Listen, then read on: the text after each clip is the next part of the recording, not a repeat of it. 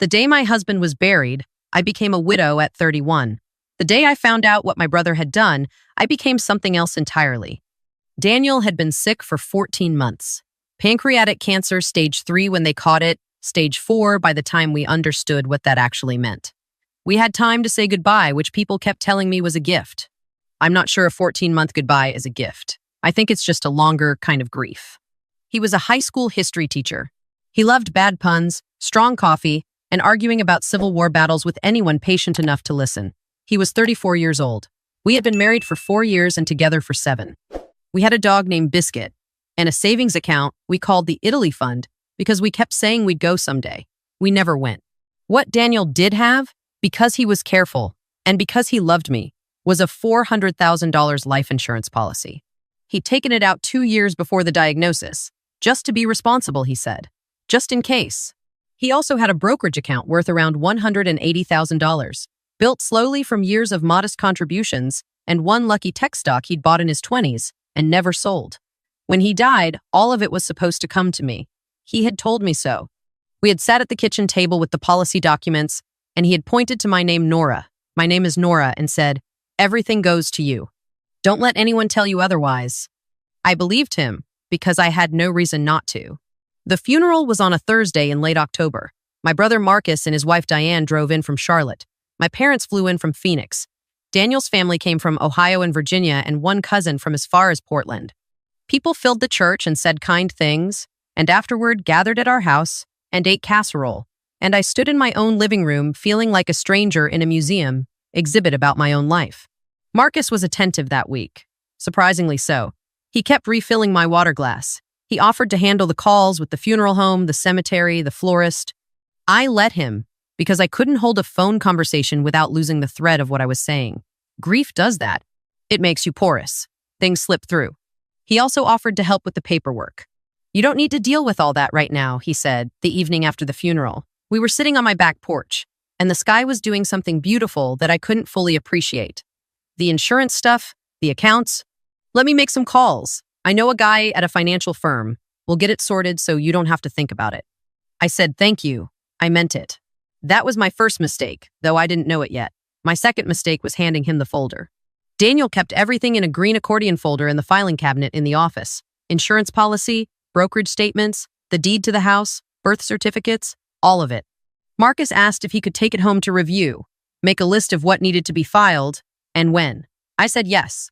I was sleeping 12 hours a day and still waking up exhausted. The folder meant nothing to me in that moment. It was just paper. He kept it for 3 weeks. I didn't think about the folder or the accounts or any of it for almost a month. People brought food. Friends came and went. I went back to work. I'm a physical therapist because staying home felt worse than leaving. I moved through November like I was underwater, slow and muffled and distant from everything. It was the first week of December when something finally broke through the surface. I got an email from the brokerage, a standard year-end statement. I opened it out of habit and stared at the account balance for a long time before I understood what I was reading. The account showed a 0 balance, a transfer out, dated November 3rd, 11 days after Daniel's funeral. I read it 3 more times. Then I sat down on the floor because my legs stopped working. The transfer had gone to an account I didn't recognize. The authorization on the transfer listed a beneficiary change that had been processed on October 31st, 2 days before Daniel died. A change that listed Marcus as the sole beneficiary. I want to tell you that I immediately called a lawyer or the police. I want to say I was sharp and decisive. I wasn't. I sat on the kitchen floor with my laptop and I called Marcus. He answered on the second ring. "Hey, how are you holding up?" he said. He sounded warm. He always sounded warm. Marcus had one of those voices that made you feel like you were the most important person in the room. I used to love that about him. I used to tell people my brother missed his calling as a talk show host. "I got a statement from Daniel's brokerage," I said. "The account is empty." A pause. Just a breath too long. "Yeah, I was going to call you about that," he said. "There were some tax implications. My guy advised moving the assets before year-end. It's a standard thing. I can explain the whole..." "Marcus," my voice came out flat. "Where is the money?" Another pause. "It's in a protected account. I'm managing it for you. It's safer this way, trust me. There are estate taxes to consider, and you don't want the government taking 40% of..." Daniel never mentioned any of this. Daniel was sick, Nora. He wasn't thinking clearly at the end. Something shifted in my chest, something cold and very still. I want the money back, I said. All of it. That's not how it works. Once it's in a protected... I hung up. I didn't sleep that night. I pulled out my phone and I spent 6 hours reading everything I could find about beneficiary fraud, estate theft, unauthorized account transfers. I learned that a beneficiary change filed 2 days before someone's death, without that person's signature verified in person, is not just suspicious, it's potentially criminal. I learned that life insurance companies have fraud departments. I learned the phrase financial elder abuse also applies to surviving spouses. I learned that what my brother may have done had a name, and that name had consequences. In the morning, I called an estate attorney. Her name was Patricia, and she had the calm, unhurried manner of someone who had heard every version of this story before. I told her everything. She asked me to come in that afternoon and to bring every document I had. "Do you still have the original insurance policy?" she asked. I did. I'd kept a copy in my nightstand, because Daniel had told me to keep a copy somewhere separate from the main folder. He had been, even at the end, more organized than I gave him credit for. Patricia reviewed everything and told me that the beneficiary change on the brokerage account had almost certainly been forged. Daniel's signature on the change form didn't match his signature on other documents from the same period, a discrepancy she spotted within minutes. The insurance policy was a different story. The primary beneficiary on the life insurance had also been changed to a trust in Marcus's name, filed 4 days before Daniel died. That one was more carefully done. He had time to plan this, Patricia said, not unkindly, just accurately. I thought about the folder. The green accordion folder I had handed my brother the evening after my husband's funeral. He had the documents. He knew what existed. He knew the timeline. He knew exactly what window he had. "How do we prove it?" I asked. "We start by requesting the original filing records from the insurance company and the brokerage," she said. "If those signatures are forged, and I believe they are, we go from there." "And my brother?" She looked at me steadily. "That becomes a matter for law enforcement as well as civil court." I want to tell you I felt righteous in that moment. I didn't. I felt sick. Marcus and I had grown up sharing a bedroom until I was 11. He had driven 4 hours to be with me when Daniel was first diagnosed. He had held my hand at the oncologist's office. I had believed completely and without question that he was on my side. The next part was the hardest, and also the most important. I didn't tell him what I knew. Patricia advised me to say nothing, do nothing that would alert Marcus that I was building a case. I went back to answering his texts normally. "Yes, I'm okay. Just taking it one day at a time. Thanks for checking in."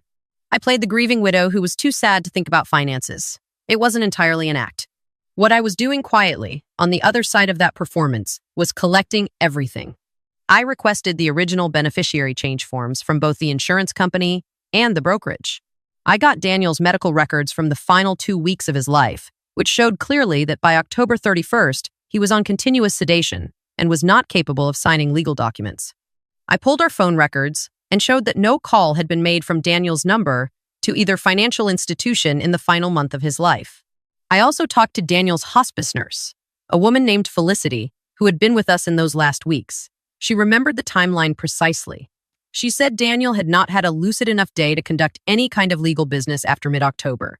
She was willing to say so in writing.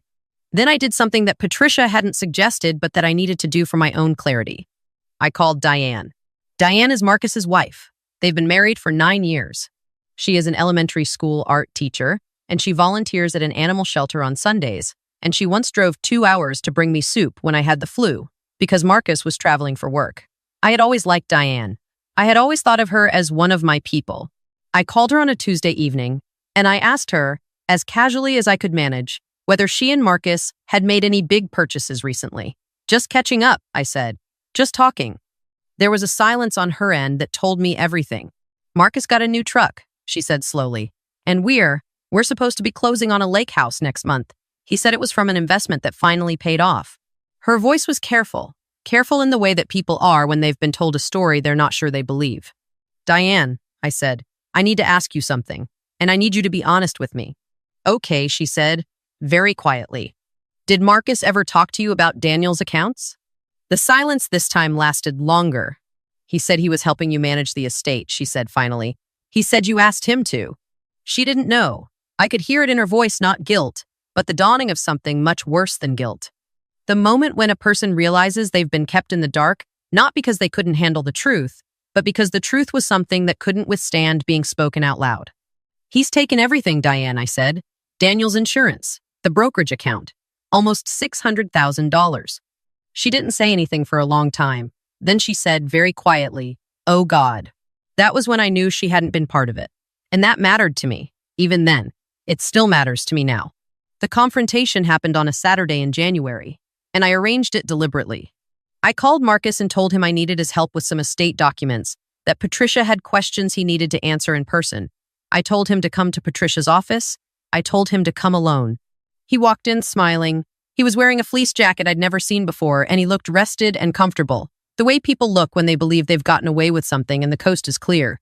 Patricia and I were waiting, along with a detective from the County Financial Crimes Unit. Her name was Detective Rhodes, and she had a quiet authority that filled the room without effort. Marcus looked at Detective Rhodes. He looked at me. His smile didn't disappear so much as it drained away, like water out of a bathtub. "What is this?" he said. "You're going to want to sit down," I said. He didn't sit. He looked at me with an expression I'd never seen on his face before. Not guilt, not fear, something harder than that. Calculation. He was still, even then, trying to figure out the angle. "Nora, this is a misunderstanding. I told you the accounts were in a protected..." "Marcus." I kept my voice even. I had practiced this. "We have Daniel's medical record showing he was incapacitated on the date the beneficiary change was filed. We have signature analysis showing the change forms don't match Daniel's handwriting. We have Felicity's statement. We have the transfer records. We have all of it." He looked at Patricia. "Whatever she's told you, there's another explanation." "The detective has copies of everything," Patricia said. "This is not a conversation about explanations." He turned back to me. And then, finally, something collapsed in his face. Not remorse, I want to be honest about that. It wasn't remorse. It was the look of someone who has run out of moves. "You were going to waste it," he said. His voice was low and flat. "You don't even know what to do with that kind of money. Daniel's gone, Nora. The Italy fund and all that, it's over. You would have just let it sit there and..." "Stop." I said it sharply enough that he did. "Don't do that. Don't tell me what Daniel would have wanted." The civil case was filed the following week. The criminal fraud charges came 2 weeks after that. The lake house closing was halted. The truck was part of a restitution calculation. Marcus's attorney advised him to cooperate, which he eventually did, and the process of unwinding what he'd done took 7 months and cost me more in legal fees than I want to say. He pled guilty to 1 count of wire fraud and 1 count of forgery.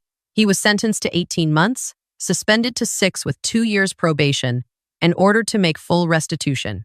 I know some people reading this want more. I wanted more too. Patricia told me the suspended sentence was the reality of how these cases typically resolved when the defendant cooperated and had no prior record. I accepted it because I had to, and because the alternative of prolonged trial would have cost me more of my life than I was willing to give him. The money came back in pieces, over almost a year. The lake house sale covered most of it. The rest came from a payment plan that will follow my brother for the next decade. Diane filed for divorce 3 weeks after Marcus's guilty plea. I didn't ask her to. I didn't say anything about it either way. She called me the week she filed and said she was sorry. And I told her the truth, which was that none of it was her fault, and that I hoped she'd be okay. She's in Charlotte still. We text sometimes. She adopted a second dog from the shelter. I did eventually go to Italy. I went alone, in September, 14 months after Daniel died. I sat at a cafe in Florence and drank the most expensive coffee I'd ever ordered. And I thought about the fact that we'd always said someday, and this was someday, and he wasn't there, and that was the hardest thing still, not the money. Never really the money. The money was just the shape my grief took when someone decided to use it against me. What I want to say to you, if you're watching this because something like this has happened to you, or because you're afraid it could, is this. Grief makes you vulnerable in ways you don't see until after. It makes you hand-folders to people. It makes you trust the voices that sound warm, because you need warmth more than you've ever needed anything. I don't blame myself for trusting my brother. I blame my brother for being someone I shouldn't have trusted. Get copies of everything. Keep them somewhere separate. Tell someone you trust what exists and where it is. Not because your family is like mine, but because love and money occupy the same spaces, and sometimes the people closest to you know exactly which doors are unlocked. And if someone has already walked through those doors, get an attorney. Get your records. Say nothing until you know everything. You don't have to be loud. You don't have to be angry in the room. You just have to be prepared. That's what Daniel tried to give me, even at the end. Preparation. A copy in the nightstand, my name on a piece of paper with his handwriting next to it. It was enough.